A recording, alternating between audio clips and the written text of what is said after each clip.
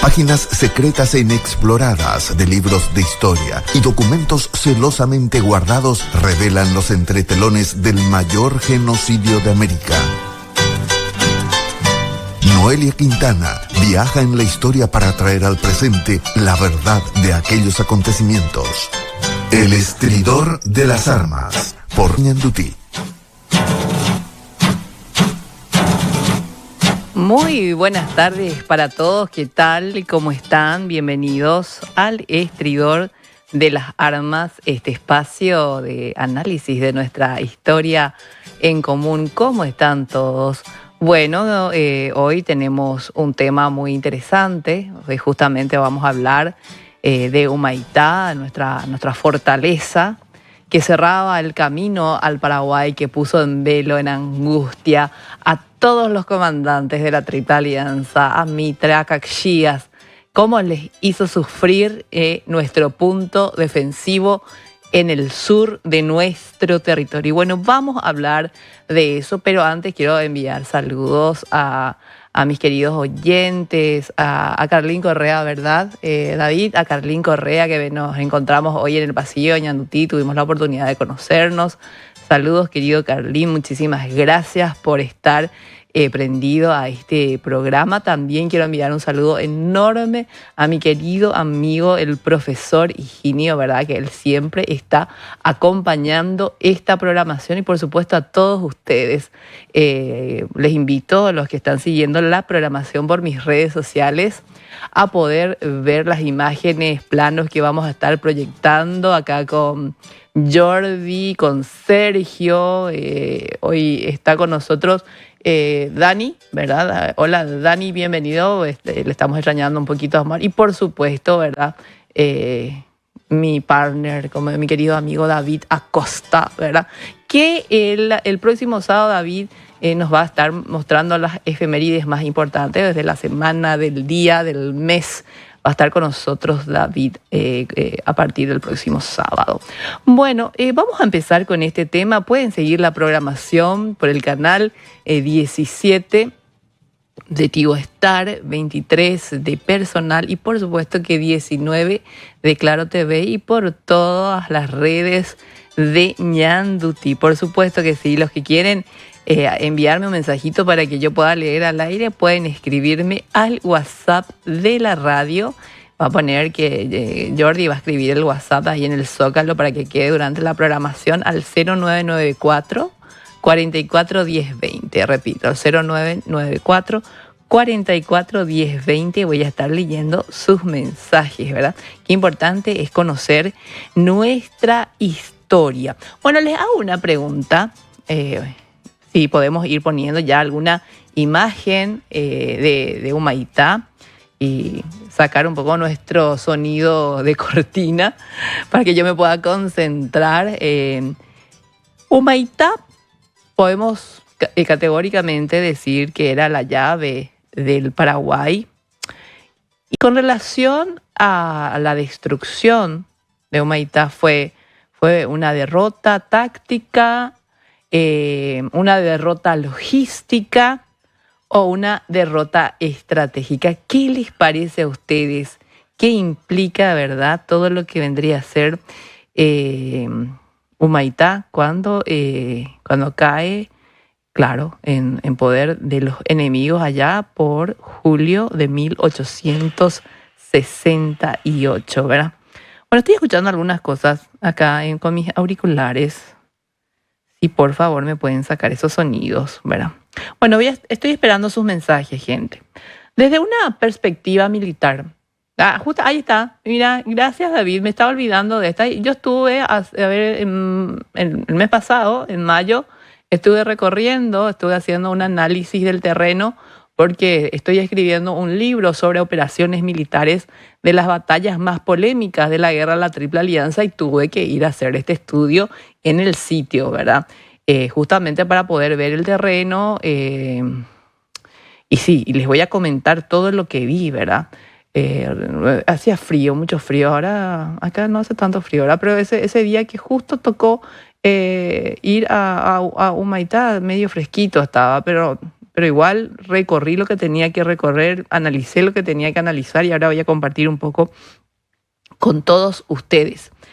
Desde el punto de vista tácticamente, podríamos decir que Humaitá demostró que por años una resistencia increíble, una capacidad enorme defensiva. Los aliados no lograron tomarla fácilmente, rápidamente. Los ataques frontales no funcionaban en Humaitá, ¿verdad? Y eso que hay anécdotas de la época que cuentan que querían derribar la bandera que estaba flameando ahí en Humaitá, ¿verdad? Que cuando flameaban los muchachos iban, sacaron, poníamos otro.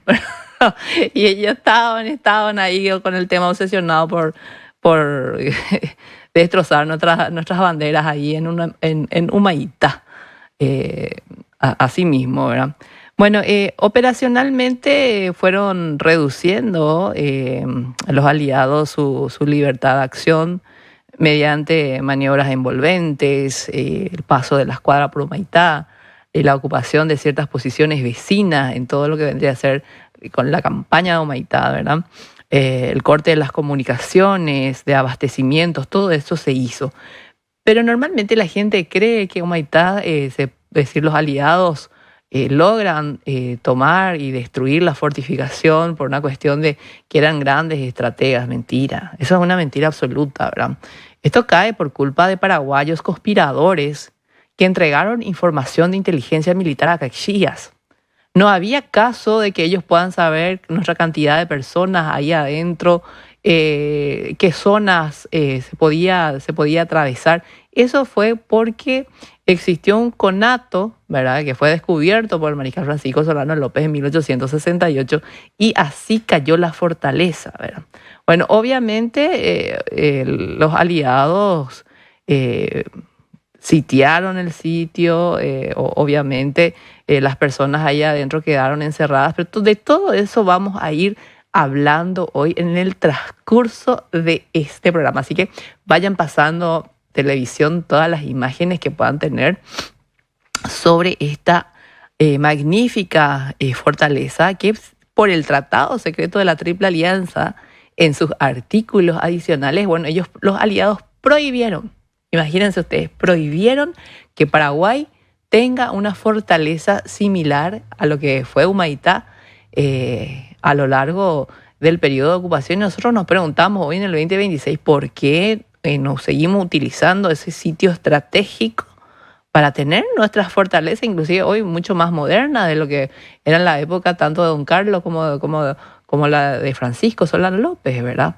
¿Qué pasa ahí? ¿Por qué no podemos tener una feroz fortaleza defensiva en la zona sur? ¿A quién le vamos a molestar? Bueno, dejo la pregunta abierta. Estratégicamente sabemos que la fortaleza fue aislada, básicamente dejó de cumplir su función principal, ¿verdad? Impedir el avance aliado hacia el interior del Paraguay.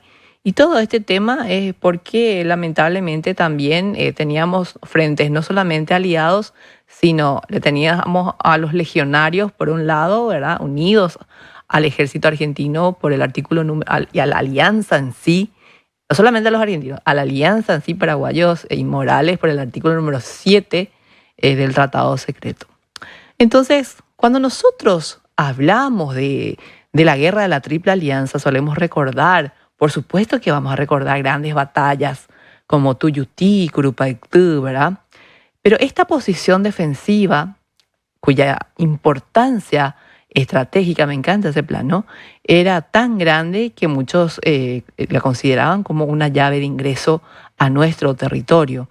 Humaitá, situada sobre el río Paraguay, esta fortaleza constituyó, como dije al principio de la programación, años, ¿verdad?, como el obstáculo principal para el avance aliado hacia el interior del país. Es más, Caxias intentó por todos los medios sobornar a los comandantes de Humaitá, a los comandantes paraguayos que estuvieron al frente, que tenían la misión de dirigir a los hombres dentro de la fortaleza, porque Humaitá también fue un lugar donde López posicionó a su reserva, por ejemplo, para la batalla de Tuyutí, ¿verdad? Humaitá era un punto focal, muy importante en la defensa y en la parte operativa de la guerra de la Triple Alianza, un baluarte militar, como muchos investigadores suelen mencionar, que han trabajado en comprender mucho más a fondo, ¿verdad?, la función de esta fortaleza.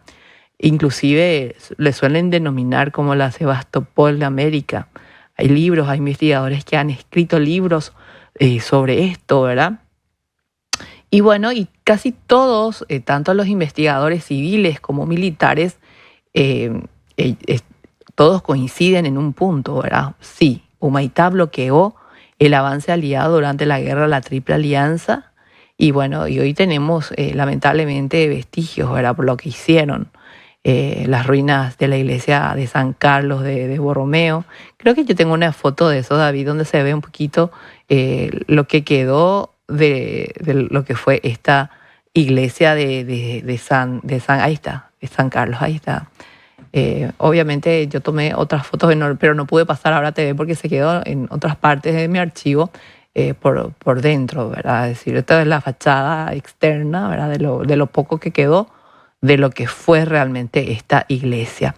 Bueno, nuestra fortaleza se encontraba sobre una curva bastante pronunciada. Creo que hay planos sobre eso en internet donde se puede ver, parece una herradura el río Paraguay en el punto central donde se ubicaba nuestra fortaleza, ¿verdad? Realmente una curva muy pronunciada. Esto controlaba la principal vía de comunicación fluvial hacia Asunción. Y justamente ahí, por la curvatura mismo de nuestro río, esto le daba la opción de una vigilancia y de atacar embarcaciones que intentaban tan solo remontar nuestro río, ¿verdad? Formaba parte de este sistema defensivo más amplio que incluía trincheras, baterías, obstáculos naturales, la batería Londres, un montón de cosas que hacían que este punto realmente sea inexpugnable, ¿verdad? Y vamos a llegar a analizar por qué cae una cosa así, ¿verdad? Es decir, algo tan bien construido, tan bien planificado, ¿verdad? ¿Por qué? Y también podemos hacernos una pregunta: ¿por qué los aliados no pudieron tomar rápidamente esta fortaleza? Entonces tenemos dos preguntas, ¿verdad? ¿Por qué no la tomaron en el principio y mágicamente en el 68, coincidentemente con las conspiraciones que se estaban llevando adelante, que López pudo destartalar y conocer a profundidad a cada conspirador? Increíble fue esto, ¿verdad? Su núcleo familiar, sus hermanos, Benigno y Venancio, fueron los más grandes conspiradores, apoyado por su señora madre, doña Juana Paula Carrillo, esta mujer también, y muchísima gente, sacerdotes, obispos, nuestro colector nacional, si estoy hablando del tesorero de Saturnino Bedoya, estamos hablando de su entorno familiar, que inclusive en Juan Crisóstomo Centurión, en el tomo 3, menciona claramente que hasta dinero de nuestro propio Tesoro Nacional Bedoya enviaba afuera, ¿verdad?, a los legionarios, increíblemente. Bueno, pero vamos a hacer un punto de arranque de la programación de hoy. ¿Y por qué pasó que no tomaron tan rápido, verdad? Una escuadra increíble como la que tenía el Imperio del Brasil. Primeramente, frontalmente, esto no se podía atacar así nomás, ¿verdad? Es por la complicación misma del terreno, muchísimas dificultades logísticas. No solamente por nuestra parte tuvimos ese tipo de dificultades, los aliados también se toparon con las dificultades logísticas propias del terreno, ¿verdad? Yo estuve por Humaitá y bueno, el terreno es totalmente arenoso, muy difícil, inclusive para hoy, ¿verdad? En pleno 2026, el traslado de camionetas así sumamente modernas tienen su dificultad por el polvo. Eso ingresa todo el polvo al motor y se quedan así. No puedo decir que sea muy parecido al Chaco paraguayo, pero tiene sus similitudes en cuanto a lo arenoso que es, ¿verdad? Obviamente no podemos dejar de lado también el tema de las enfermedades a esa altura, que afectaban a ambos ejércitos. El impacto, nunca nos olvidemos el impacto tremendo de la victoria de la batalla Curupaytú. Esto destartaló todos los planes de los aliados, porque Curupaytú les puso un alto a ellos, demoró considerablemente el avance aliado. Bueno, entonces, Humaitá, López lo que fortaleció y diseñó para esta guerra, por más que por supuesto este punto estratégico no es de la época de Francisco Solano López, ¿verdad? Se modernizó, se ajustó muchas cosas, ¿verdad? El ingeniero Wirnen de Moriestein, el verdadero ingeniero de la Triple Alianza, con otros, menos Thompson. Thompson, es tiempo que le bajemos de ese pedestal que muchos antiparaguayos le ponen a George Thompson, ¿verdad?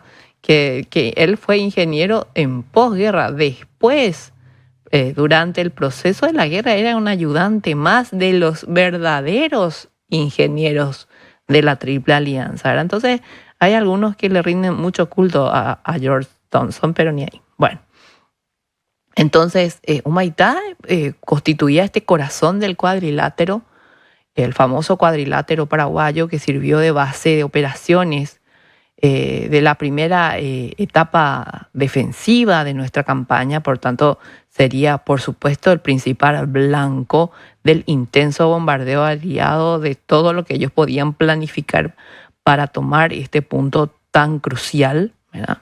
Pero justamente la mayor parte de esta fortaleza, su destrucción, de la toma por parte de las fuerzas aliadas brasileñas, con más razón, ¿verdad? Aparte del 25 de julio de 1868, bueno, todo esto, lo que representaba Humaitá, que formó parte de nuestro sistema defensivo, bueno, se cumplió lo que pudo hacer de defensa, pero tenemos que recordar algo, verás, con el tema del tratado secreto de la Triple Alianza. Y les quiero leer 2 artículos, ¿verdad?, de lo que vendrían a ser la parte del protocolo adicional, que básicamente menciona lo siguiente. Dice, su artículo 1 dice que en cumplimiento del tratado de alianza de esta fecha, las fortificaciones de Humaitá serán demolidas y no será permitido erigir otras de igual naturaleza que puedan impedir la fiel ejecución de dicho tratado. Es decir, en el 65, imagínense, ¿verdad?, porque se ratifica el Tratado Secreto de la Triple Alianza en mayo, el 1 de mayo de 1865. Por supuesto que eso ya estaba todo negociado antes.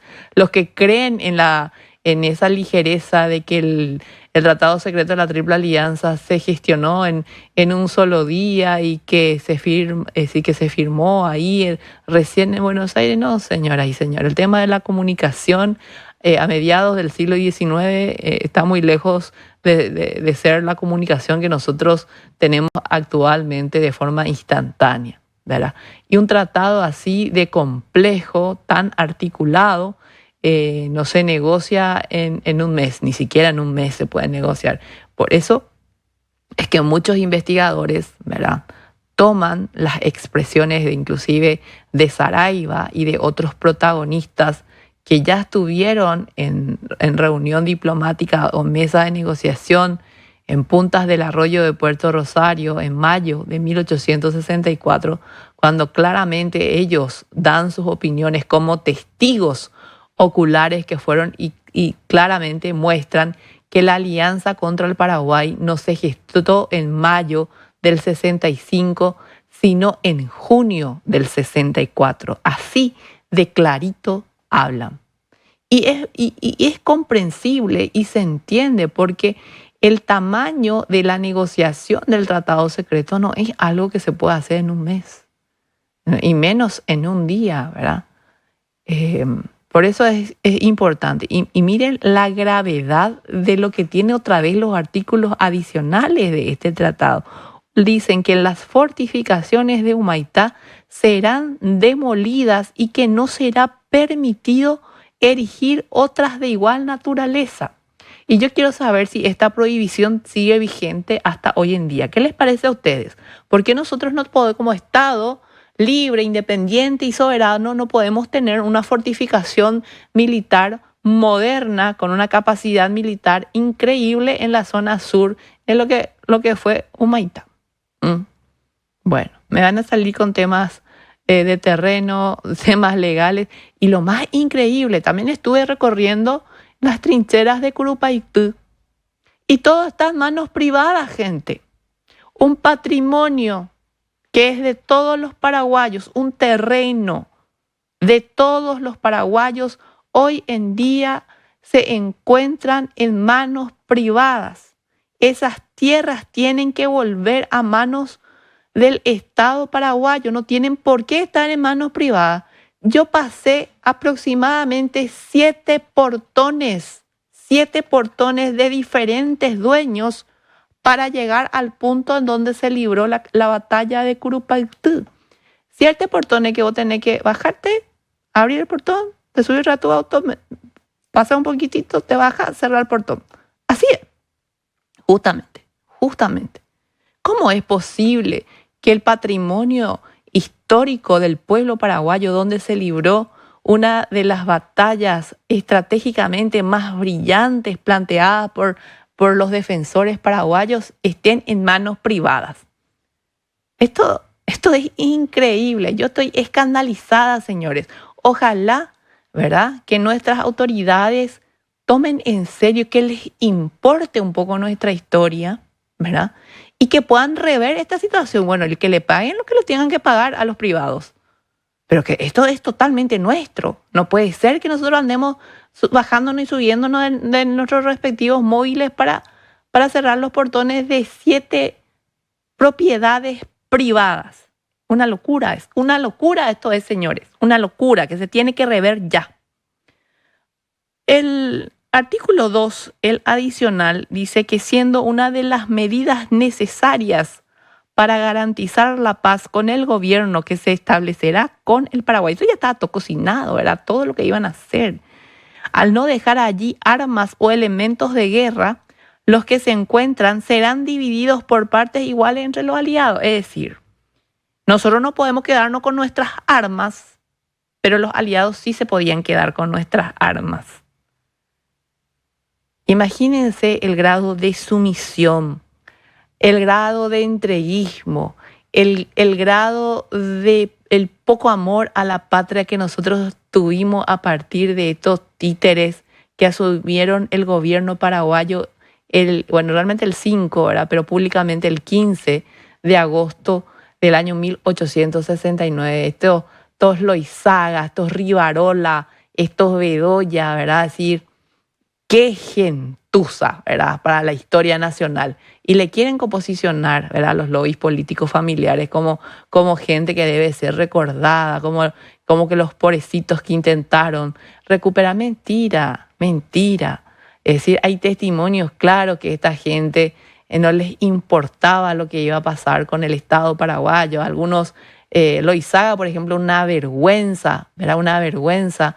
Ya Carlos Loizaga como diplomático ante la Argentina para tratar el tema de la paz y de los límites y la navegación, donde el tipo se fue a decir, ¿por qué no toman todo nomás Paraguay? Acá le vamos a apoyar, ¿verdad? Y por supuesto que se lo cambia Loizaga así velozmente, ¿verdad?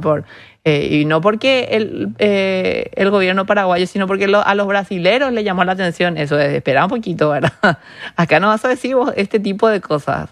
Y en el periodo de los tratados, de las negociaciones de paz, ¿verdad?, los argentinos y los brasileros tuvieron muchísimo problema, pero muchísimo problema entre ellos, que casi se fueron a las armas también, pero como una guerra tan prolongada, a nosotros nos determinó, pero a ellos les desgastó. Esa es la realidad. Y bueno, que muchas cosas que nosotros podemos decir, ¿verdad? Y las cosas que deberíamos de hacer como paraguayos, tener esta conciencia de cómo tenemos que recuperar nuestro patrimonio histórico. No solamente la parte material que están expuestos y en exhibición en los museos de Río de Janeiro. No solamente eso, acá, territorio donde las batallas se han librado, están todo en manos privadas. Ese tipo de cosas a mí sinceramente me enoja muchísimo. No sé, ¿qué pensarán ustedes? Les leo. El campamento de Maoita también, como muchas investigaciones, podemos leer, dicen que llegó a albergar aproximadamente en su interior una fuerza, inclusive tenía la capacidad, imagínense, 25.000, algunos dicen 30.000 hombres allá adentro. Por supuesto que estaba también la zona de mujeres, las sargentas, ¿verdad? A ver, les leo. Acá me están, gracias por los mensajitos que ya me están empezando a escribir. Dice, muy buenas tardes, Noelia. No le vamos a molestar a nadie si volvemos a tener una defensa fortificada semejante a Humaitá. Solamente falta voluntad política, nada más. Eso me está escribiendo Jonathan desde Areguá. Saludos a mis queridos oyentes de Areguá. Me dice, buenas tardes, excelente tu trabajo, muchísimas gracias. ¿Quiere decir entonces que los traidores siempre van al Paraguay? No siempre, mi querido. Los traidores nosotros no tuvimos en un periodo del famoso Paraguay independiente. Bueno, aunque sí también, ¿verdad? Pero vamos a decir que un político como el doctor Francia, por ejemplo, él le veía a todos estos traidores que fueron ejecutados como corresponde por traición a la patria. Es decir, la gente suele hablar de las ejecuciones del año 1821 como si fuesen víctimas del doctor Francia. No fue tanto así. Tienen que contar que esta gente se enviaba cartas, se carteaban, ¿verdad? Con Francisco Ramírez, ¿verdad? O con el coronel Cáceres, que era el segundo de Ramírez, para que vengan a traer una fuerza porteña, porque Ramírez, que era mano derecha de Artigas, le traiciona a Artigas y se convierte en mano derecha de los porteños, ¿verdad?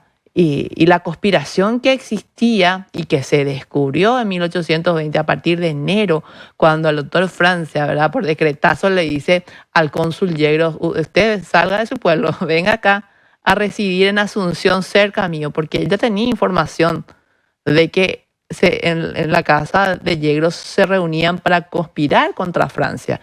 Y después ya no podía, cuando Yegros se muda a Asunción, ya no podía más hacer la conspiración en su casa, entonces se hacía en la casa del doctor Valdovinos. Bueno, ¿y qué es lo que pasa con nuestra historia, gente? No se nos cuenta la otra parte, ¿verdad? Porque no conviene a ciertos lobbies familiares que quieren poner a sus parentelas como lo máximo. Yo digo, ¿pero para qué? ¿De qué sirve eso? La historia pues hay que hablarla crudamente y duramente y objetivamente, afecte a determinadas familias.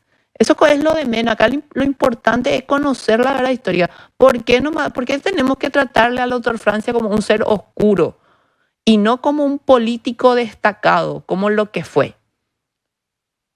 ¿Verdad? Y no, pero eso no es posible, un tirano. ¿Y quién le dice a usted que el doctor Francia era un tirano? El doctor Francia era lo que tenía que ser, ¿verdad? Don Carlos Antonio López tampoco se libró de los conspiradores como la familia de Cut. Los grandes conspiradores de don Carlos Antonio López, es más, que apoyaron el plan Castat para el asesinato desde Buenos Aires, en conato con la masonería y los políticos porteños. Ese es el plan que salió a descubierto en febrero del año 1859 acá en Paraguay. ¿Por qué no cuentan también eso? Y después, mágicamente, imagínense, en un caldo de cultivo como una guerra para una conspiración. Ah, no. En la guerra no existió ninguna conspiración. Eran todos santas palomitas. Así de tonto, pero la gente cree que somos. Sí, voy a rever mi respuesta, mi rey. Sí, siempre hubo conspiradores, siempre hubo. Y siempre los habrá, ¿verdad? Porque es el plus de la política, ¿verdad? Dice, excelente programa. Me gustaría que se hable más de los legionarios y traidores de la patria. Perfecto. Marcelo Florentín, ya podés pasar por mi canal YouTube, porque yo ya hicimos, ¿te acuerdas, David, que nosotros hicimos un programa sobre los legionarios acá? Ya hicimos nosotros, pero podemos volver a hacer con mucho más detalles, pero ya los que quieren ver pueden pasar por mi canal YouTube. Ya está. ¿verdad? Que mucha gente me está escribiendo hoy. Dice...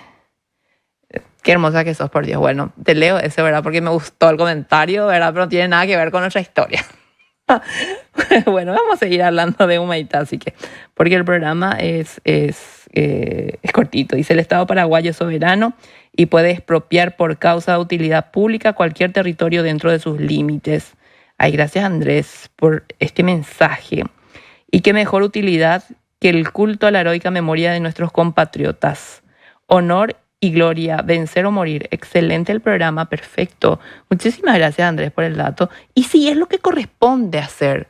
Porque gente como paraguaya, es más, me contaron que algunos propietarios ni siquiera son paraguayos. Así de simple. Me molestó muchísimo tener que bajarme en mi propio territorio a cerrar portones de una propiedad privada cuando esto debería ser público absolutamente para todos.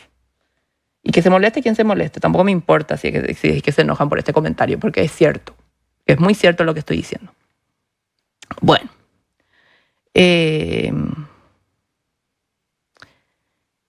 tema es que podemos destacar de Humaitá. Humaitá ciertamente tenía una defensa, unos cañones fortísimos, ¿verdad? Pero también es muy... loable meter dentro del análisis, primero, que una zona rodeada por esteros, bañados, terrenos inundables, arenoso es, ¿verdad? Pasos reducidos para el movimiento de grandes fuerzas. No solamente nosotros teníamos un problema, los aliados también. Entonces, con un terreno que tiene estas características para realizar operaciones que se puedan visualizar en el nivel táctico, esto que obligaba a cualquier ejército, sea defensor, atacante, ¿verdad?, avanzar por ciertos lugares, por ciertas rutas bastante limitadas. Y por supuesto, como cuando nosotros estábamos en posesión de nuestra fortaleza, la observación que nosotros podíamos hacer sobre el movimiento de los aliados era constante, ¿verdad? Era constante, así de simple. Bueno.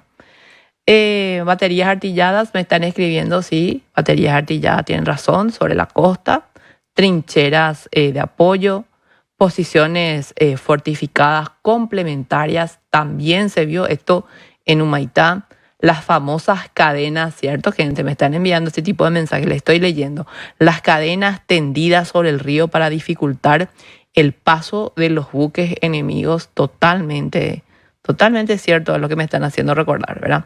Y bueno, entonces nosotros teníamos, por un lado, la combinación de los obstáculos naturales propias del terreno y otras obras realizadas por nuestros ingenieros, obras militares, que sumado a esto convierte a Humaitá en una de las posiciones defensivas más complejas, sin duda, ¿verdad?, de Sudamérica del siglo XIX, y es por eso el motivo de que nosotros vemos la preocupación ya de los aliados en el propio Tratado Secreto de la Triple Alianza, antes inclusive de estar frente a Humaitá, de querer destruir, de no permitir que Paraguay siga teniendo este tipo de fortalezas. David, Sergio, ¿será que podemos ir a un breve corte, un ratito así, puedo descansar un ratito en la garganta y volvemos enseguida? El estridor de las armas, con la conducción de la historiadora Noelia Quintana por Ñandutí.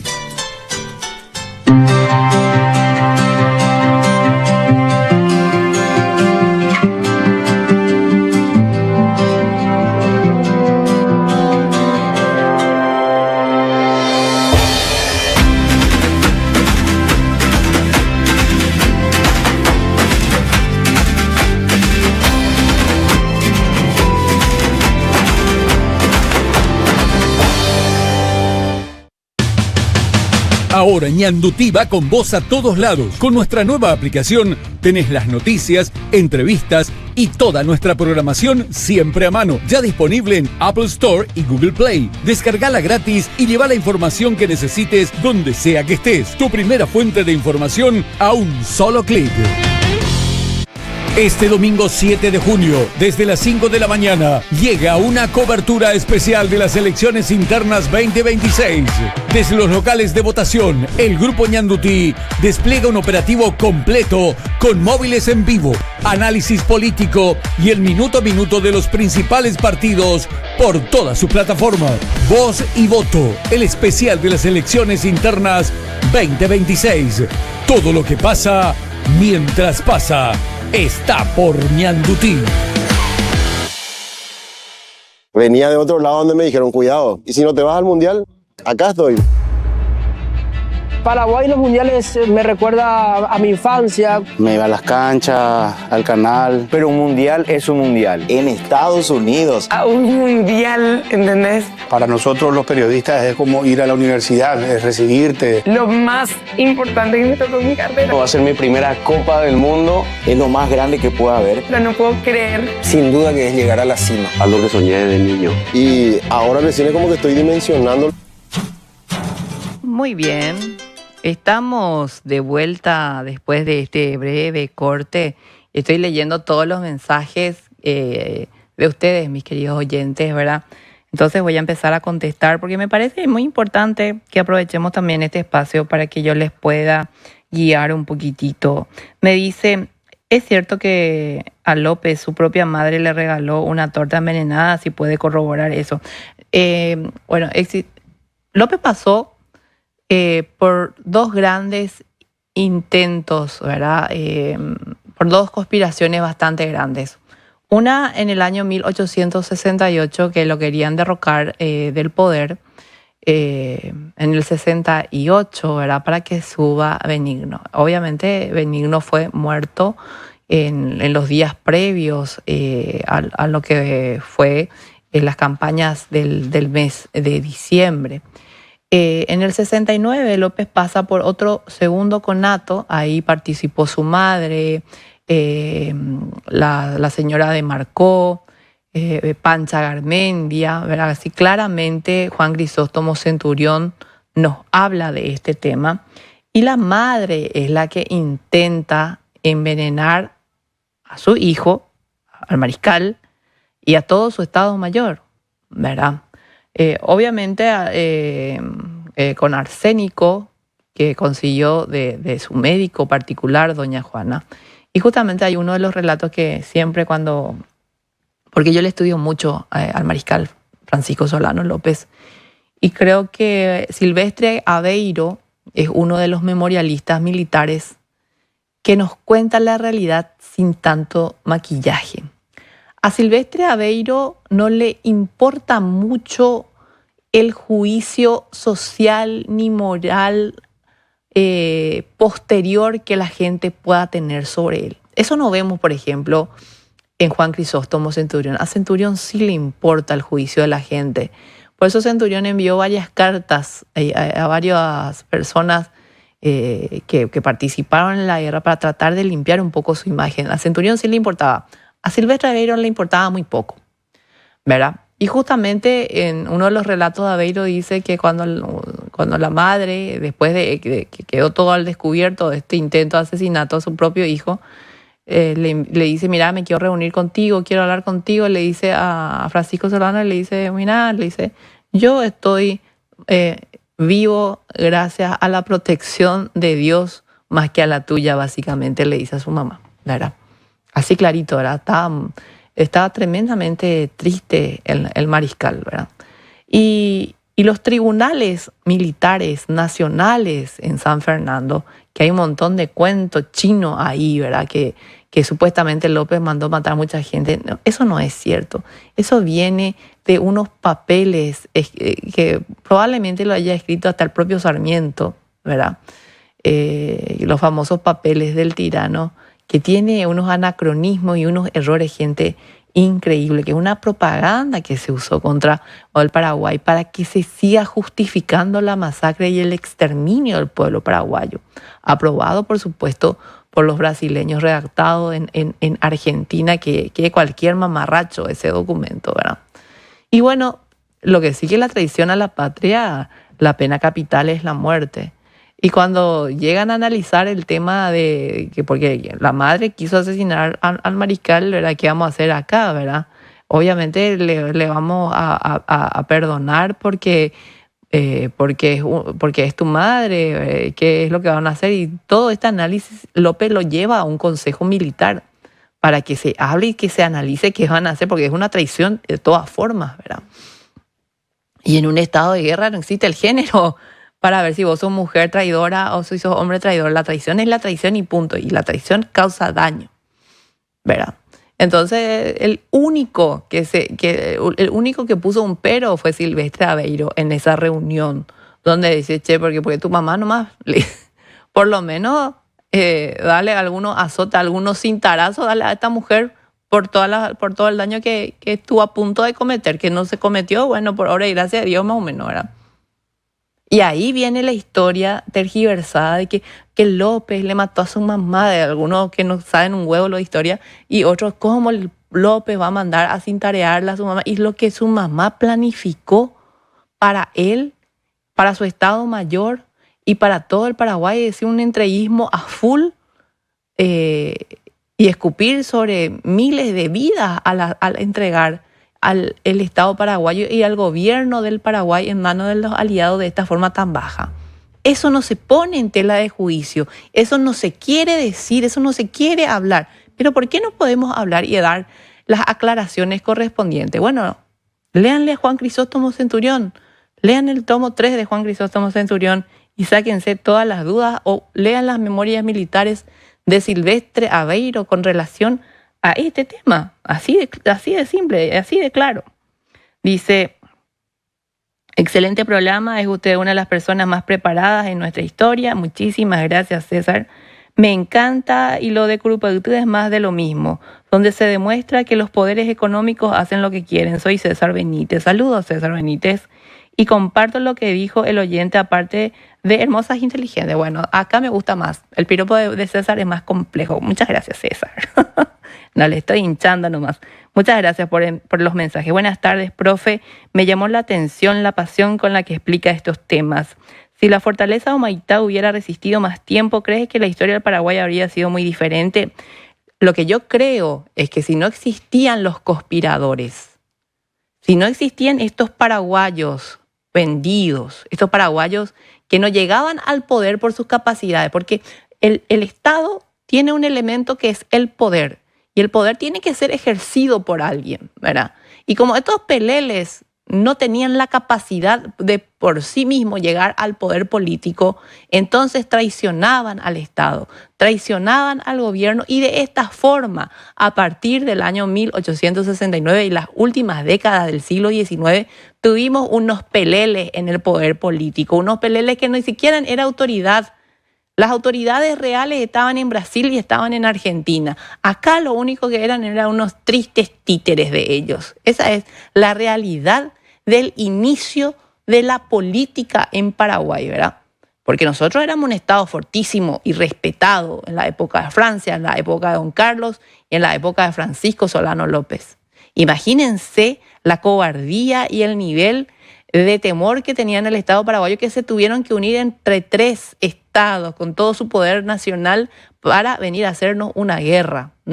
Y no solamente tres, hay un cuarto aliado que nadie quiere decir, pero por supuesto que los ingleses estuvieron también por detrás.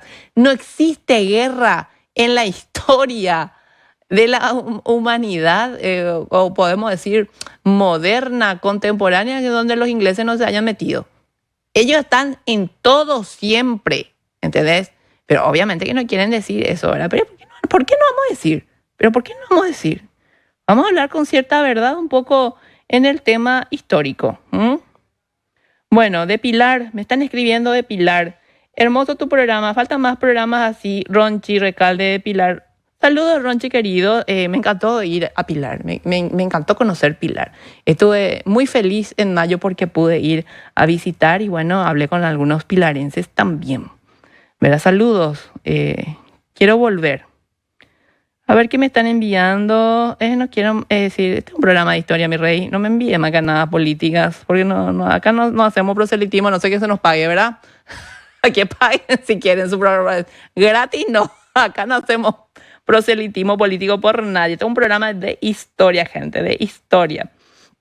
Acá dice, los aliados tomaron todo, mi querido. Por supuesto que sí. No puedo escuchar audios. Al pedo me envían audio porque estoy en vivo. Lo máximo que puedo hacer es leer sus mensajitos.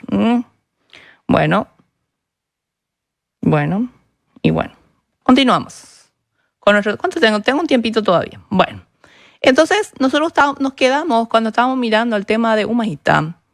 El tema del acceso fluvial hacia el interior amenazado, las líneas de abastecimiento de los aliados mientras no podían tomar, por supuesto que quedaban vulnerables y el avance hacia nuestra capital, de verdad, les dificultó. Humaitá les dificultó, les jodió mucho la pelota a los aliados de Humaitá, por supuesto que sí.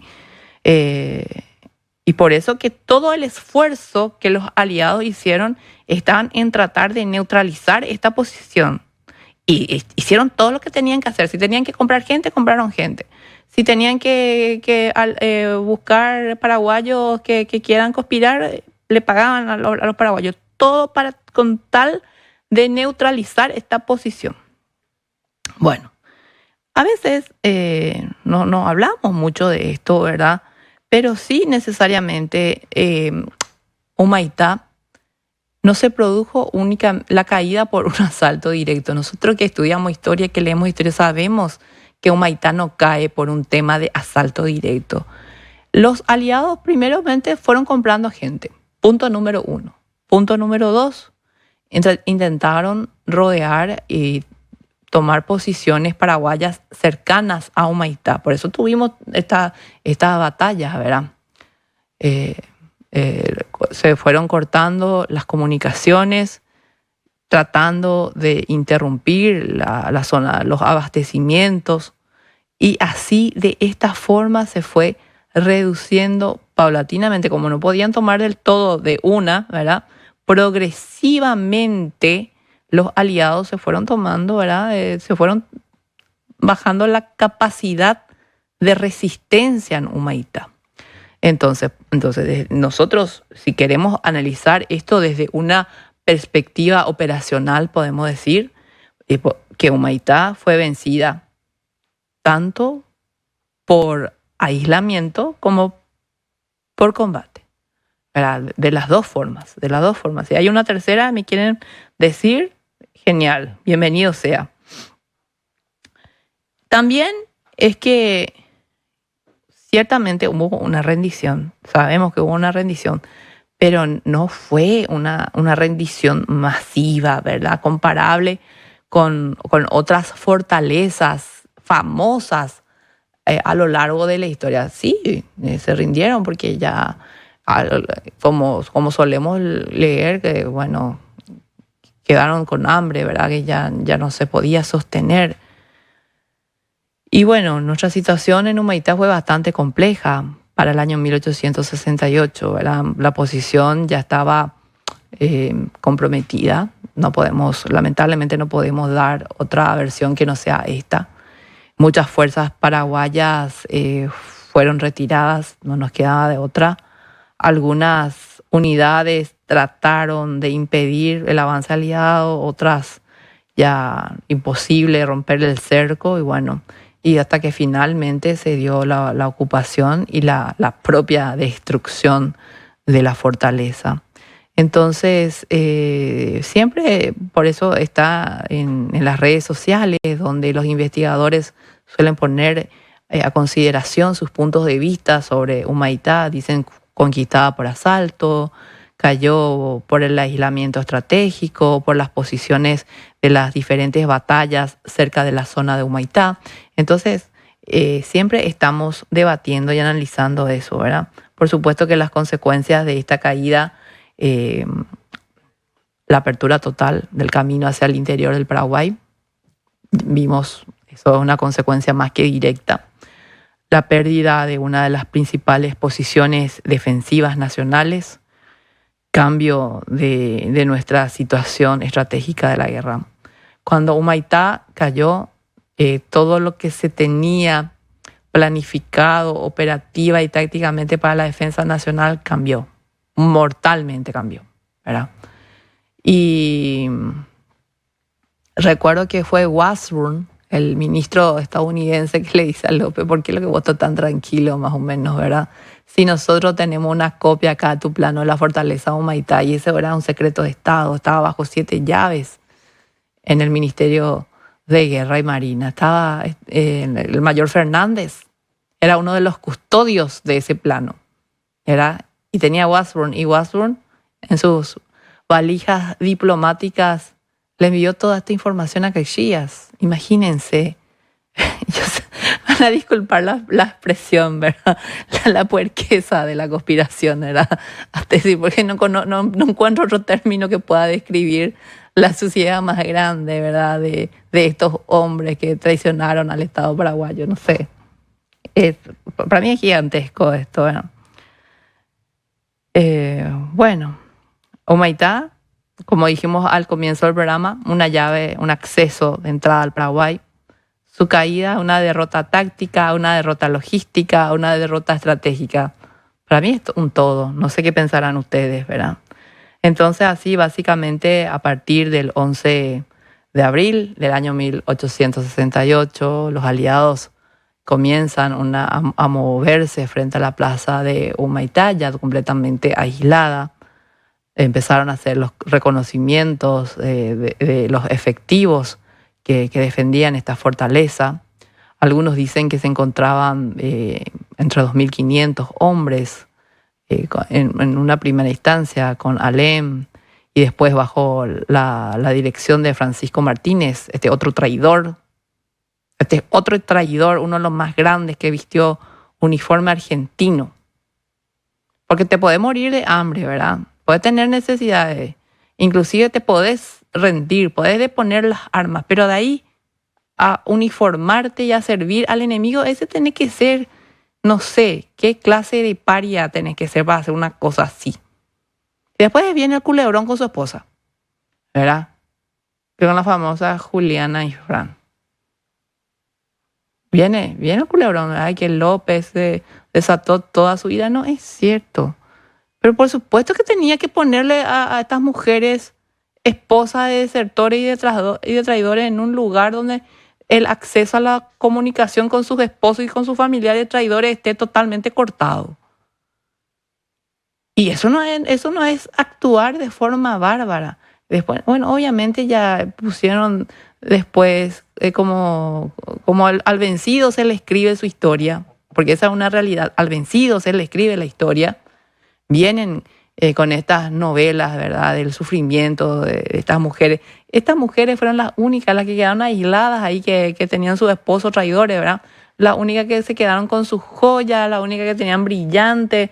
Cuando los brasileños ingresaron a esa zona, las tipas tenían todas sus cosas. López no le sacó nada, ni un chocolate no le sacó a estas mujeres. Más que nada es lo que suelen decir. Les juro que a veces me enoja, ¿verdad? Y bueno, pero no sé por qué intereses seguramente dicen este tipo de cosas, ¿verdad? Obviamente que López, gente, sí intentó ayudar a los sitiados. Por supuesto que sí. Trató. Inclusive hay relatos de nuestros memorialistas del lado paraguayo que intentó un ataque a los acorazados Barroso y Río Grande, ¿verdad? En la que estaban, creo que hacia la zona de Timbó, creo que estaban estos acorazados brasileños, si es que mal no recuerdo, ¿verdad? Pero López sí trató de hacer algo, ¿verdad? Bueno, pero no se pudo, ¿verdad? Inclusive se preparó canoas con 10 hombres cada una, ¿verdad? Emprendieron una expedición el 2 de julio. Bueno, lo que sí que se trató, ¿verdad? Pero cuando la traición tiene este tamaño y es tan grande, ya es imposible. Por supuesto que el intento fracasó, ¿verdad? La gente que estaba ahí vio que estaban totalmente aislados, no tenían muchas esperanzas, ¿verdad? La decisión de luchar y defender Humaitá fue bastante difícil. Los argentinos tenían también sus tropas. El general Osorio tenía aproximadamente más de 12.000 hombres ahí, ¿verdad? Y bueno, por supuesto que el fuego, la metralla, fusilería produjo un desconcierto tratamos de hacer algo nosotros con eso, ¿verdad? Bueno, pero fue en vano. Sabemos cómo terminó este tema. Bueno, gente, estoy queriendo leer sus mensajes, ¿verdad? Me están escribiendo mucho y dice, ¿por qué la guerra no terminó en Lomas Valentinas? La guerra no terminó en Lomas Valentinas porque el dispositivo político legionario todavía no estaba puesto. Es decir, todavía no se negoció en 1868 con los legionarios. Con los legionarios recién se negoció en junio de 1869 cuando viajaron con Paraños a la Argentina, donde los aliados le bajaron la línea de lo que podían hacer ellos o no cuando queden en el poder político del Paraguay. Y esa reunión en el 68 no se tuvo. Entonces, a partir del 69, cuando empezó acá, nosotros estábamos pasando por un saqueo general en nuestra capital y en toda la República. Bueno, estos legionarios estaban viendo en qué facción política se iban a meter. Si iban a ser decusistas o iturburistas, ¿verdad? Y así es que la génesis de nuestros partidos actuales, tradicionales, tuvieron sus inicios, ¿verdad? Con esta gente como base. Es una realidad que hoy en día estén totalmente ya con sus respectivas ideologías y doctrinas marcadas y diferenciadas, no quieren decir que al inicio, en la génesis de la política partidaria, hayan estado diferenciados. No, absolutamente no. Muy interesante tu pregunta. A ver, profesora, dice, su saber y gracias por sus investigaciones, ¿cuál es la verdad sobre la guerra de la Triple Alianza que más incomoda admitir a los paraguayos? Yo creo que los paraguayos no tienen una incomodidad con relación a la historia de la guerra de la Triple Alianza. Yo creo que no es el término correcto. Yo creo que los paraguayos lo que estamos es sufriendo las mentiras de una bajada de línea, de una historia escrita desde el poder político de las armas de nuestros vecinos. Toda la historia paraguaya de posguerra, todo lo que sabemos nosotros, por eso es importante la revisión histórica, está inficcionada de la historia escrita por Bartolomé Mitre y repetida aquí por unos asalariados de plumas, ¿verdad? Lo mismo, en Brasil no existe el revisionismo, por lo menos en Argentina y en Uruguay van aceptando ciertas responsabilidades que nosotros no vemos que el Brasil en la actualidad, con tanto conocimiento y con tanto intercambio de información y de documentación, podían aceptar. Bueno, muchísimas gracias. Tengo que ir cerrando. Se viene Casa Abierta, el programa de la señora Gloria Rubín conducido por Alejandra Costa. Y bueno, y quédense prendidos a la programación de Ñandutí. Nosotros nos encontramos el próximo sábado para hablar más de nuestra historia en común. Muchísimas gracias por la compañía y por sus hermosos mensajes. Nos vemos.